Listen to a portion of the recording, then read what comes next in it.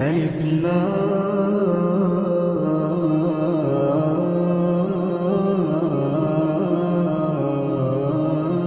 لام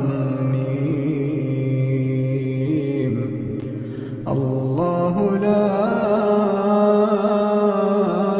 إله إلا هو الحي القيوم نزل عليك الكتاب بالحق مصدقا لما بين يديه وأنزل التوراة والإنجيل